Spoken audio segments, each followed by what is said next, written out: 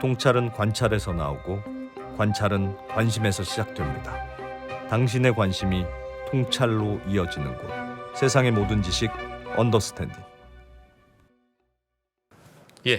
예, 플랫폼 테슬라를 반격하는 완성차 업체들의 플랫폼 얘기를 하다가 잠깐 쉬었는데 그 플랫폼이라는 게 바퀴 4개랑 그냥 이 납작한 거, 밑판만 만들면 그게 플랫폼이에요? 그런 거죠. 예, 그렇죠. 그거의 제일 중요한 점이 뭡니까?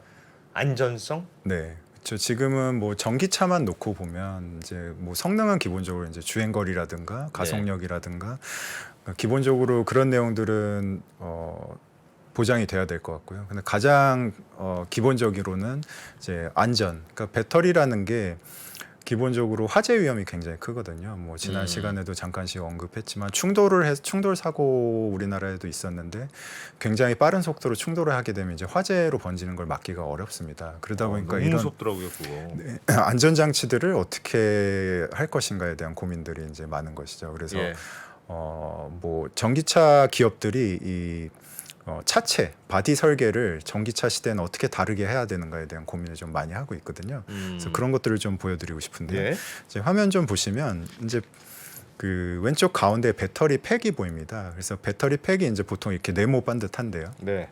바닥면에 들어가 있어요. 예. 그래서 이 배터리 팩이 외부 충격으로 인해서 찌그러지거나 아니면 밖에서 뭐 날카로운 물건이 치고 들어오거나 뭐 돌멩이가 치고 들어와서 변형이 일어나게 되면 바로 불이 나는 거예요. 네. 그러니까 저희 뭐 쇼트라 그러잖아요. 양극, 음극이 전기가 닿게 되면 화재로 이어지는 거는 아마 상식적으로 많이들 알고 계실 텐데 배터리가 그런 위험성을 갖고 있다 보니까 얘를 어떻게 보호하느냐가 너무너무 중요해진 겁니다.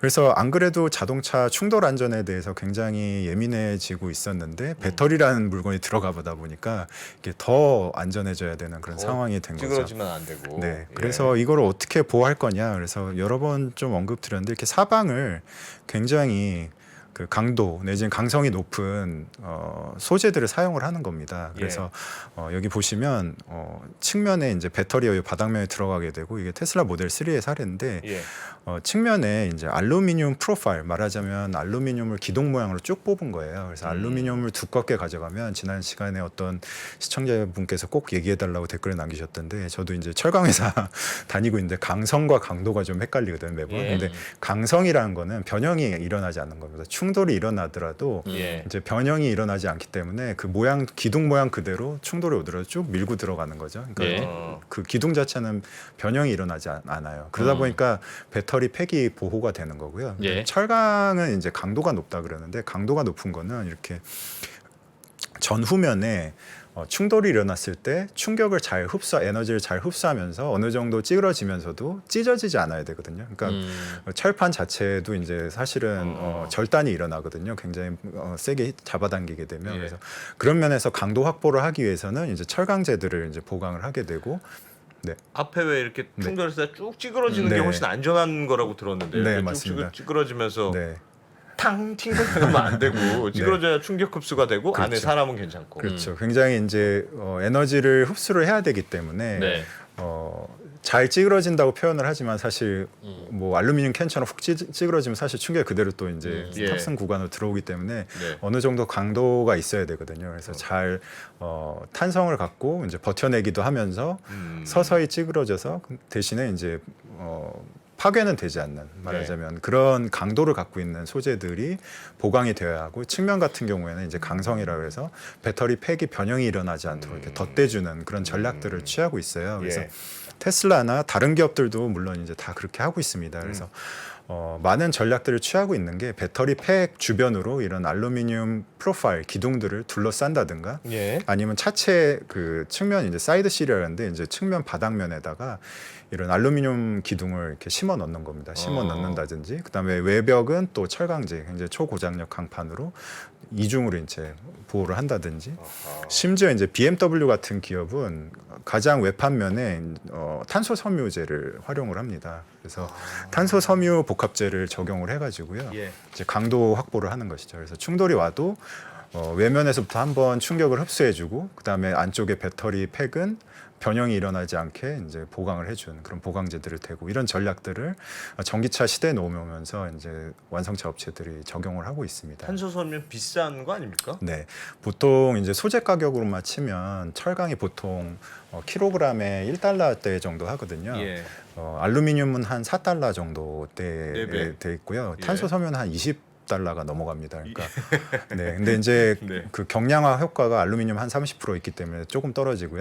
그러니까 부품 단위로는 조금 이제 가격이 떨어지는 거죠. 근데 엄청나게 비싼 거네. 뭐 탄소 섬유는 절반 정도니까 사실 같은 부품을 놓고 봤을 때는 예. 한 절반 정도 가볍지만 가격은 여전히 한 10배 비싸다 이렇게 생각하시면 돼요. 그러다 보니까 이제 BMW도 처음에 i3라는 1세대 모델이 있습니다. 예. i3 같은 경우에는 탑승 구간 전체를 탄소 섬유로 만들었었어요. 아, 어마어마하게 비쌌겠죠. 그러니까 예. 같은 그 부품을 철강으로 만들면 한 10분의 1 가격에 만들 수 있는 거를 네. 그 전기차가 워낙 주행 거리가 핵심 성능이다 보니까 그 당시에는 배터리 성능이 크게 떨어졌기 때문에 한 200km 못 갔었던 시절이거든요. 그러니까 탄소 섬유를 어떻게든 가볍게 해서 조금이라도 더 멀리 가고자 했던 거죠. 게다가 BMW는 프리미엄 브랜드 이미지가 있기 때문에 BMW에서 전기차를 만든다 그러면 사람들이 돈을 조금 더 지불하고서라도 사게 되거든요. 그러니까 그런 좀 비싸게. 예, 실험적인 시도들을 많이 했었던 게 BMW 1세대 i3인데요. 이제 지금은 사실 이제 단종이 됐죠. 그래서 아하. 크게 성공은 하지 못했어요. 근데 그 당시에 이제 그 탄소 섬유 밸류 체인을 잘 확보를 해놓다 보니까 지금 고급차에 이제 전체 구간을 다 탄소 섬유로 만들지는 않지만 이제 덧대는 형식으로 철판에다가 덧댄다든지 알루미늄에 덧대는 형태로 이제 카본 코어 뭐 이렇게 표현을 하는데 네. 일부 정말 핵심적으로 강도가 확보되어야 하는 구간에 탄소 섬유를 이렇게 덧대고 있어요. 그래서 차체 설계도 예전에 뭐 철강으로만 하던 거를 알루미늄, 탄소 섬유 이렇게 복합 형태로 많이 하는 추세가 지금 되고 있는 거고요. 아, 그렇군요. 네, 이게 뭐 기존의 내연기관차에서도 계속 이루어지던 트렌드인데 예. 전기차 시대에 와서 이게 더욱더 이제 강조되는 시절이 됐다. 가벼워야 되니까. 가벼워야 되고 강도도 강도도 확보해야 되고 좋아야 강성도 되고, 확보해야 강성도 되고. 확보해야 되고. 네, 그러다 보니까 굉장히 복합 소재 시대가 됐다 이렇게 좀 이해하시면 될 것 같고요. 그러다 보니까 이제 저는 철강 회사에서 왔잖아요. 예. 철강의 위상이 굉장히 떨어지는 거 아니냐 이렇게 걱정들을 많이 하셨어요. 그런데 여전히 조금 이제 회사 이제 전략도 보호를 해야 되니까 제가 철강도 기회가 많다는 걸 좀 얘기해드리고 네. 싶은 거는 네, 좋습니다. 말씀드렸던 것처럼 가격 경쟁력이 워낙 있고요. 좋고. 그 다음에 다른 방식으로 이제 좀 접근을 할 수가 있어요. 이를테면 설계를 잘 하게 되면 철강제를 쓰고도 충분히 강도나 강성을 확보를 할 수 있습니다. 그래서 뭐 네. 잘 접는다든지 롤포밍이라 해서 사실 이제 알루미늄 프로파일에 대적할 수 있는 그 생산 방식이 이제 롤포밍이라 해서 철판을 이렇게 둘둘둘 마는 형태로 말게 되면 강성이 상당히 확보가 되거든요. 그래서 그런 철강제들을 많이 또 저가 라인업 지금 이제 사실 테슬라 하면은 고급차고 BMW도 고급차라는 이미지가 있었는데 대중 차량들로 가면서 이를테면 GM이라든지 포드 이런 차량들은 알루미늄이나 탄소 섬유까지 가기에는 좀 가격대가 너무 네. 멀거든요. 그러다 예. 보니까 철강 갖고도 충분히 대응 전략을 잘 짜고 있다. 그래서 대중차 전기차 시대에는 철강 소재도 충분히 경쟁력이 있다는 걸 좀 보여드리고 싶은데요. 예. 포드라는 기업이 그걸 잘하고 있습니다. 그래서 화면 좀 보여주시면 이제 그 하늘색으로 된 구간들이 철강 소재를 활용한 내용들이에요. 그래서 이 포드 같은 경우에는 이제 외판재라 그러는데 그 뭐 후드나 트렁크 리드 이런 거 트렁크 리드 같은 경우는 또 플라스틱을 쓰기도 하고 트렁크 같은 경우에는 알루미늄을 쓰기도 하는데 차체 전체는 대부분 이제 철강재를 쓰고 있습니다. 예. 철강재로 전기차다 보니까 배터리를 보호해야 되잖아요. 네. 배터리를 보호하기 위해서 이렇게 앞에 보시면은 사이드 레일이라고 하는 왼쪽에 그림이 있는데요. 이런 사이드 레일 같은 경우에도 부피를 한 10% 정도 키웠습니다. 그만큼 이제 충격에 더욱더 보강을 하기 위해서 키웠고요. 그다음에 그 전에 내연기관차에선 잘 볼 수 없던 샷건 모양이라 해서 이렇게 구부러져 있는 이런 예. 부품이죠. 그래서 배터리 쪽으로 충격이 안 가고 차량의 상단으로 좀 에너지가 전달되도록 그런 샷건 부품들을 보강을 한다든지 위로 찌그러지도록 네, 그렇죠. 밑으로 밀고 들어가는 게 네, 아니고 배터리 쪽으로 충격이 들어가지 않고 이제 차체 상체로 이제 에너지가 전달되도록 그렇게 설계한다든지 예. 그다음에 양 측면에서 이제 충돌이 일어나기도 하잖아요. 그런 예. 걸 막기 위해서 이제 초고장력 강판을 바닥면에 이렇게 크로스 멤버를 집어넣는다든지 이렇게 예. 일반 완성차 기업들도 그러니까 전기차 시대에 대비해서 뭐 차체 전략이나 배터리 전략을 상당히 잘 세우고 있다 이런 저게 사례를 좀 어려운 보여드렸습니다. 기술입니까? 어려운 기술은 아닌 것 같은데요. 네, 어려운 기술이라기보다 이제 전기차 시대로 전환이 되면서 완성차 업체들이 이제 새로운 어떤 대응 전략들을 고안을 해내는 거죠. 그래서 뭐 기존에 초기에는 알루미늄을 막 대응을 하다가 이제 예. 대중차를 확산을 하기 위해서는 3만 불 뭐 이렇게 가격대가 떨어지기 위해서는 소재 가격도 낮춰야 하거든요. 그러다 보니까 이제 어떤 다른 우회 기술들을 또 철강제를 네. 최대한 이용하면서도 활용하면서 값싸게 배터리를 어떻게 만드는, 보호할 것이냐. 네, 그런 전략들을 짜내는 그런 내용들이 되겠습니다. 현대차도 이쪽 이론 방향이겠네요. 네, 현대차도 거의 유사한 전략을 쓰고 있다고 보시면 되고요. 예. 아까 뭐 배터리 측면에 현대차도 이제 알루미늄 프로파일 기둥이 들어가 있고요. 그리고 뭐 경량화를 위해서 플라스틱 소재라든가 그다음에 알루미늄 현대자동차도 사실 이제 그 철강 회사를 보유하고 있잖아요. 그러다 예. 보니까 철강제를 어떻게든 많이 쓰려고 하는 그런 트렌드가 보였었거든요. 근데 최근에는 이제 고급차 라인업에도 상당히 알루미늄 적용이 많이 늘었고요. 이제 전기차 시대 넘어가면서는 뭐 아이오닉 같은 사실 대중차에도 늘 수밖에 없는 그런 상황이 되다 보니까 그런 예. 경량 소재 적용도 상당히 많이 늘었다 이렇게 보시면 될 것 같습니다. 이것저것 열심히 하고 있다는 말씀으로는 들리는데 네. 한 방이 없어. 이게 무슨 의미가 있는 겁니까? 네. 지금 말씀해 주신 이런 노력들이 네. 그러니까 오늘 초반에도 말씀드렸지만 또 전기차는 자동차 엔진 자동차처럼 뭔가 큰 누적된 기술력이 필요한 것이 아니라서 네. 뭐 그냥 다양한 뭐 폭스콘도 만들 것이다. 네. 중요한 건 따로 있다는 네. 이야기와 이렇게 그러니까 이렇게 열심히 해봐야 다 따라잡을 거 아니겠습니까? 네. 아니면 그 어떻게 이해를 해야 돼요? 그러니까 만들기 쉬운 거예요, 만들기 어려운 거예요. 그러니까 만들기 쉽진 않죠. 그러니까 이게 지금 설명드린 거는 한 가지 요소를 설명을 드리는 겁니다. 그러니까 네.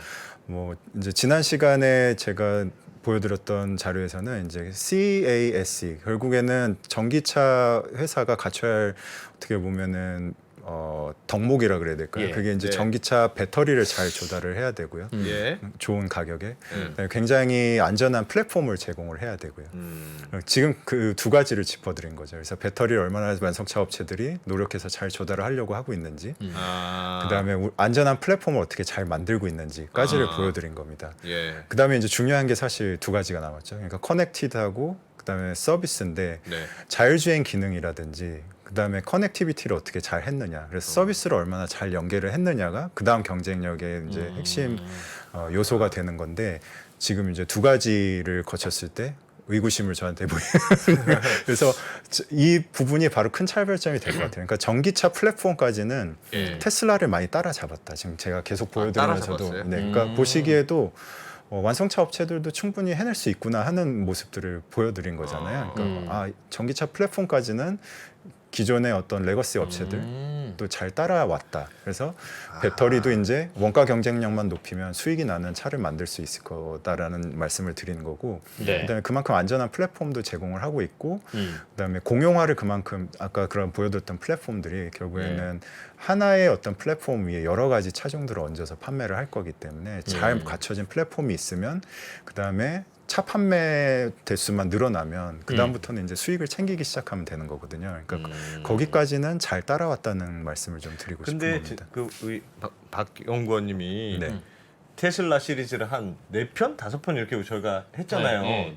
한 5시간 막 이렇게 수업을 들었는데 4시간. 예. 그때는 제 기억에 한 편 할 때마다 테슬라는 우와 뭐 저걸 어떻게 저렇게 와 이런 감탄사가 계속 나왔는데 지금 이 완성차들의 하는 걸 보면 그 노력은 하고 있는데 와 이런 느낌은 안 들고 뭐 그래 열심히 하고 있네 열심히 하고 있다는 것 같은데 그런 느낌이어서 하여튼 플랫폼도 대체로는 따라잡은 거다. 네.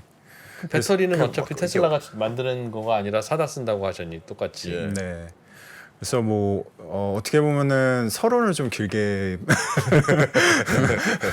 얘기를 드린 것 같은데 결국에 예. 그러니까 테슬라하고 경쟁력 차이가 이제 어. 전기차 플랫폼까지는 완성차 업체들이 따라왔는데요. 어느 정도는 따라온 거다 이 네, 정도. 이제 뭐 그 IT 기술력, 이를테면 플랫폼 OS 통합 OS를 통해서 이제 얼마나 잘 제어를 하느냐. 예. 그다음에 뭐 저희가 흔히 얘기하는 OTA라 그래서 오버디에로 뭐 커넥티비티를 통해서 얼마나 시스템 업그레이드를 잘 하느냐.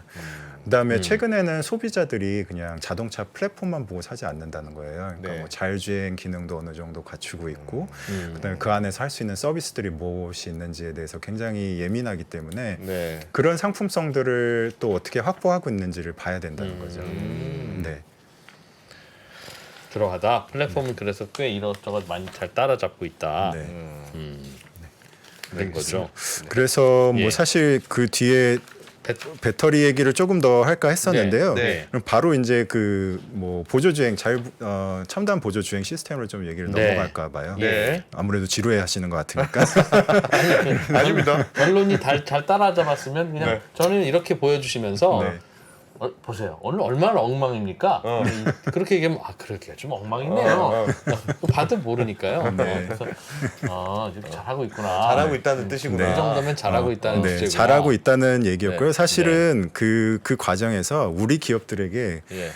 기회가 많이 열리고 있다는 얘기를 좀 하고 싶었어요. 그러니까 테슬라에도 물론 저희가 배터리를 납품을 하고 있지만 지금 보여드린 완성차 업체들, 폭스바겐, 그다음에 GM, 뭐 포드 이런 기업들이 완성차 업체 중에서 전기차 시대에 굉장히 잘 대응하고 있는 기업들이거든요. 네, 네. 근데 그 기업들의 대부분 우리 배터리 회사들이 해당이 돼 있고 그다음에 뭐 빼놓으면 안 되겠지만 우리 현대 기아차도 전기차 시대에 상당히 잘 대응을 하고 있기 때문에 우리 기업들에게도 기회가 상당히 많이 열려 있다 이렇게 좀 말씀을 드리고 싶은 거예요. 그래서 이런 좋은 플랫폼들을 갖고 있는 완성차 업체들이 예. 앞으로 그 시장에서 마켓 쉐어를 어느 정도 많이 가져갈 수 있는 기회가 열리고 있다. 이 말씀을 좀 드리고 싶었던 거고요. 그래서 배터리 얘기를 다시 좀 돌아가서 예, 조금 더 네, 짚어볼게요. 한번 예. 해보시죠. 예. 예. 그래서 지금 우리 기업들에게 왜 좋은 기회가 왔는지 화면을 좀 확인을 해드리고 싶은데 네. 이제 GM, 포드, 스텔란티스, 뭐 폭스바겐 이런 얘기를 드렸어요. 협력 구도가 지금 굉장히 잘 짜여져 있습니다. GM 같은 경우에는 LG 에너지 솔루션하고 얼티엄 셀즈라는 합자 회사를 만들었죠. 그래서 미국 내 거의 대부분 그 GM에 들어가는 플랫폼에 이 얼티엄 셀즈의 배터리 셀과 팩들이 들어갈 거예요. 근데 이 LG 에너지 솔루션이 또한 국내 기업들 이제 LG 화학이라든가 포스코 케미칼하고 이제 소재 계약이 맺어져 있어가지고 미국에서 저희 이제 포스코 케미칼이라든가 LG 화학이 이제 공장을 이제 증설을 하려고 이제 설립을 하려고 하고 있죠. 그래서 어떻게 보면 소재 그다음에 셀단까지의 수직 통합이 잘 이루어져 있다고 보여지고요. 이제 예. 미국 현지에 이제 리벤트 같은 리튬 업체나 레드우드 메탈 같은 이제 재활용 업체까지 연결이 다 돼 있습니다. 그러다 보니까 원료에서부터 소재 그다음에 배터리 완성차까지 이어지는 이런 수직 통합이 이제 테슬라 못지않은 어떤 수직 통합의 작업들을 하고 있다 이 말씀을 좀 드리고 싶었던 거고 여기서 이제 기회가 많이 일어나고 있다. 그래서 SK온도 포드하고의 계약을 통해서 뭐 에코프로라든가 이런 국내 소재 기업들이 미국에 굉장히 적극적으로 진출하고 있다. 유럽에도 그래서 이런 데서 기회가 생길 수 있다는 좀 말씀을 드리고 싶었습니다. 그래서 그간에 이제 테슬라하고 중국 전기차 소개해드리면서 왜 우리 기업들은 빼놓느냐 하는 얘기를 오늘 이제 비로소 좀 말씀을 드리고 싶었던 거고요. 예. 폭스바겐이나 뭐 BMW나 벤츠나 이런 회사들이 전기차 네. 시장에 진출을 계속 안 하고 늦었다면 네, 전기차 시장 자체가 늦게 열렸을 텐데 네, 테슬라냐 아니냐 고르라고 하니까 아예 나 그냥 휘발유차 살래가 될 텐데 네. 계속 전기차 모델을 내놓게 되면 전기차 시대가 앞당겨질 거라는. 네. 전기차 시대가 앞당겨지는 것이죠. 그러니까 기존의 완성차 업체들도 지금 내연기관을 상당 부분 전기차로 전환을 해야 되는 상황이거든요. 그러니까 저희가 뭐 탄소 중립이라는 공동의 목표 아래서 그런 완성차 업체들도 움직임을 하고 있는 거고 사실상 어떻게 보면 완성차 업체는 규제에 따라서 또 움직이고 있죠. 그래서 규제를 따라가려면 왜냐하면은 뭐 연비 규제라든가 아까 보여드렸던 어떤 지원책들도 있기 때문에 전환을 굉장히 서두르고 있는 상황이거든요. 그런 상황에서 결국에는 테슬라만이 전체 시장을 장악할 수는 없는 구도인 거고 결국에 이 완성차 업체들도 본인들이 기존에 잡고 있던 시장을 어떻게든 전기차로 빠르게 전환을 해서 예. 그 마켓 쉐어를 유지를 하고 싶은 거죠. 그러니까 이런 상황이 되면서 결국엔 전기차는 빠르게 늘어날 생각보다 거다. 빠르게 보급될 거고 네, 굉장히 빠르게 성장할 그래서 거다. 배터리 시장도 더 빨리 커질 네. 테니까 네, 거기에서 기회를 좀 찾아보자. 그런 우리나라 좀 얘기를- 배터리 회사들은 생각보다 실적 좋아지는 속도가 예상보다 빨라질 수 있다. 네, 지금 많은 기회 요소들이 좀 보여지고 있는 그런 상황이라고 좀 해석을 하고 싶습니다. 결국 듣고 보니까 배터리가 좋다는 게 결론이네. 어? 그런데 자동차 업체들보다. 지금이야 그렇겠으나 결국은 자기 배터리 만들지 않을까요? 네. 지금은 상당히 이제 업스트림이라 그러죠. 그러니까 상류 쪽으로 말하자면 완성차보다는 배터리 셀 업체들이 상당히 협상력이 예전에 이제 완성차사와 부품사의 구조를 관계가 생각하시면 아니죠. 가불의 네. 관계가 아니거든요. 예. 그래서 요새는 어떤 수직 계열화의 자동차 부품 밸류 체인이 아니라 네트워크 형태의 부품 공급이라고 하잖아요. 그러니까 협상 파트너로서 이제 지위가 올라가기 시작한 거고요. 그다음에 최근에 왜냐하면 완성차들을 인터뷰를 해보면 배터리가 너무 모자라서 어디든 가져오면 우리는 다 담을 수 있다 이런 약간 정도의 상황이에요.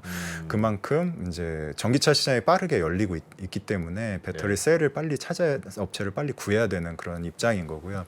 배터리 셀 업체들 입장에서는 아까 이제 소재나 원료의 제약이 워낙 많다 보니까, 그러니까 뭐 한정적인 생산이 되고 있잖아요. 지역이 편중이 상당히 심하고 그러다 보니까 게다가 이제 탈중국화까지 해야 되는 상황이 오다 보니까 배터리 셀 업체 입장에서는 소재사의 역할이 너무나 중요해진 겁니다. 그래서 원료도 어느 정도 잘 조달할 수 있고 생산도 안정적으로 할 수 있는 소재사를 또 찾아가야 되는 상황인 거죠. 그러다 보니까 말하자면 수직 관계가 역전이 돼 있어요. 그래서 네. 완성차사가 배터리사가 셀사에게 어떻게 보면 구애를 하는 그런 네.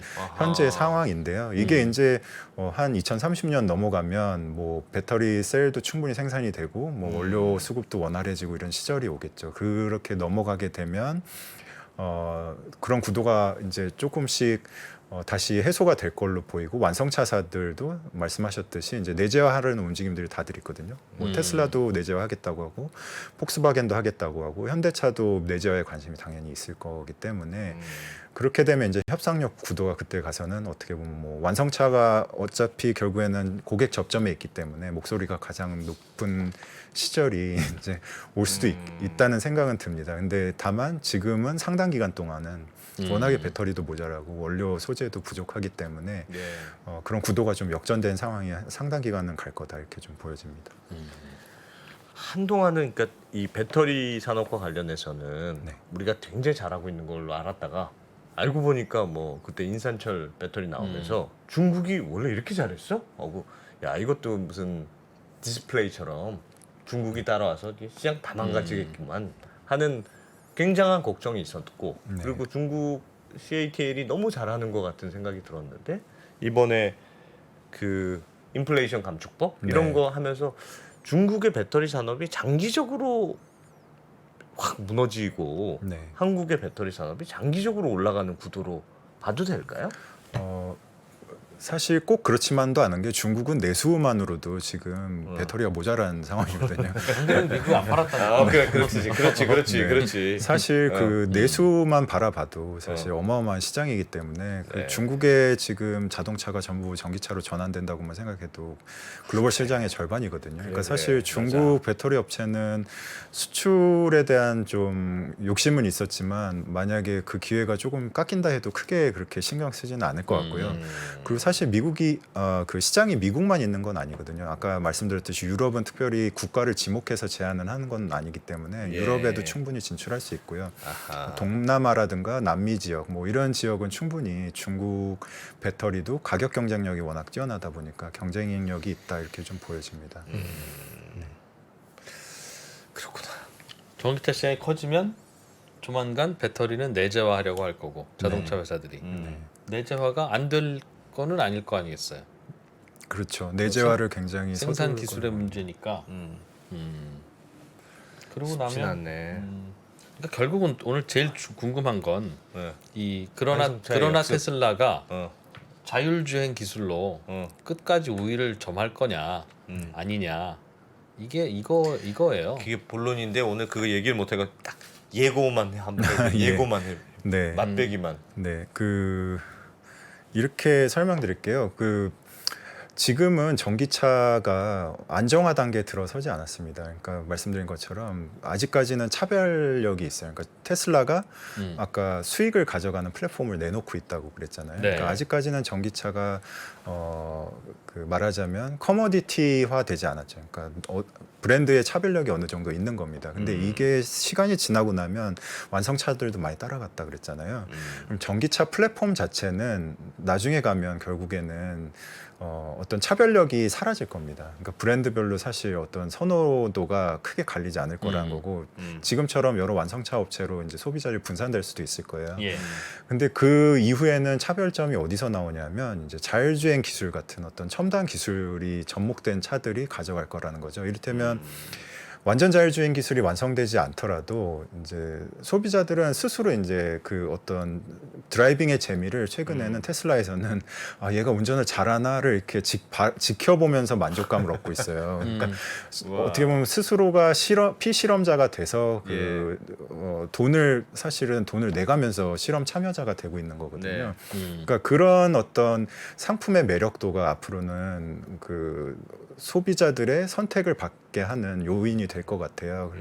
그리고 이제 뭐 정말로 자율주행 기술이 4단계, 5단계에 이르러서 완성이 된다 그러면 최소한 지금 아무 지역에서나 주행하는 그런 자율주행 기술은 아니더라도 이제 뭐 A, B 구간 말하자면 뭐 노선이 정해진 구간이라든가 특정 지역 안에서 뭐 구 하나 정도 단위의 지역 안에서는 이제 자동차가 책임 주체가 돼서 주행을 하는 레벨 4의 주행 정도는 근시일에 가능할 것도 같거든요. 그렇게 아니면 제한된 구역, 이를테면 차선을 따로 빼준다든가 하는 그런 구상들도 많이 하고 있기 때문에 그런 차량들이 만약에 그런 도로들을 달리게 된다 그러면 또 다른 이제 수익 창출원이 생기는 거거든요. 그러니까 사람들이 차를 보유로 하지는 않지만 이런 로봇 택시 같은 로봇 셔틀 같은 차를 타면서 운행 서비스에 대해서 차를 지불을 하게 되면 거기서 또 다른 수익 창출이 될 거기 때문에 이런 것이 이제 새로운 비즈니스가 될 거다. 그래서 테슬라가 지금 로봇 택시라는 걸 계속 얘기를 하고 있고 그다음에 피어 투 피어 서비스를 하고 있는 거는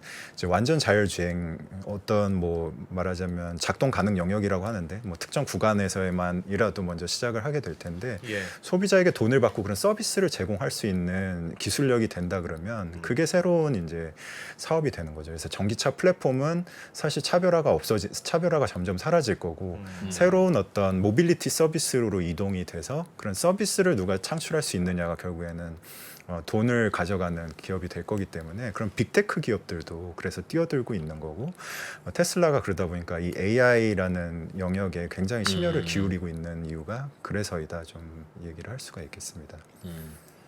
테슬라가 열심히 하는 거 보면 테슬라도 초조한 거예요. 그리고 요즘은 머스크가 조용하잖아요. 그게 어디야?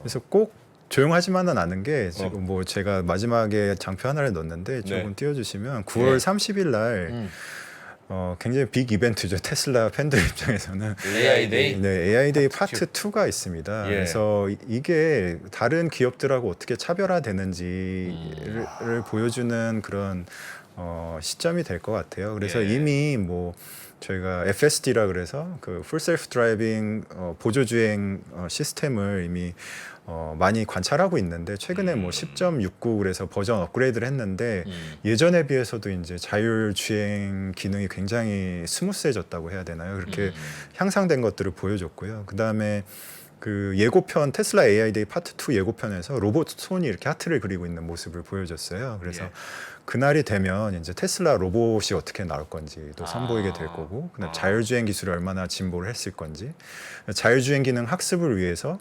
슈퍼컴퓨터를 직접 또 자체 개발하고 있잖아요. 지금 그 뭐 엔비디아의 시스템을 사용해서 뭐 7위 정도 속도를 슈퍼컴퓨터를 보유하고 있다는데 저 D1 칩이 진척도가 어느 정도 되는지 세계 1위를 넘보고 있는 그런 기술들을 다 보게 되실 것 같아요. 그래서 이런 사업을 하는 완성차 업체는 사실 거의 보기 어렵잖아요. 없다고 봐야죠. 그래서 이런 것들이 미래의 어떤 모빌리티 비즈니스에서는 차별점이 될 거다. 그래서 이런 내용들을 좀 주목해 보시면 좋을 것 같다는 생각이 듭니다. 이때는 네.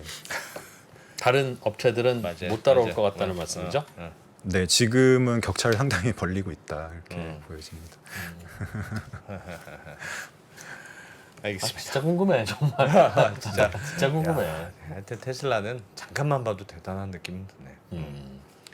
알겠습니다. 네. 포스코 경영연구원의 박형근 수석 연구위원님, 오늘도 좋은 공부 고맙습니다. 고맙습니다. 감사합니다.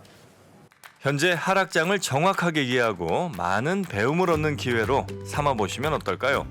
빠르게 경제 수준을 끌어올려주는 국내 최고의 경제 강의. 앞으로도 투자가 계속해서 이어져야 된다고 한다면 상승장도 겪어봐야 되겠지만 하락장도 있지 않을까요? 하락장에 좀 우리가 겪고 있는 거죠. 굉장히 고통스럽죠. 하락장에서는 어떤 일들이 일어나는지, 그리고 언젠간 바닥을 긁겠죠. 그때의 느낌이 어떤지는 생생하게 기억을 해두시는 게 되게 중요합니다. 그거 되게 중요합니다. 바닥을 긁을 때의 느낌. 바닥을 긁을 때는요, 세상이 끝난 것처럼 보여요. 오늘이 바닥입니다. 이런 사람은 없어요. 고점도요, 우리가 모르는 데 와요. 작년 11월에 나스닥의 고점이었거든요. 오늘이 고점입니다. 느낌 없어요. 왜? 모든 게 멀쩡하거든요. 3프로TV 경제대학 오건영의 경제를 보는 눈 신규 출시 기념 8월 31일까지 얼리버드 특가로 만나보시죠. 지금 바로 영상 아래 댓글을 확인하십시오.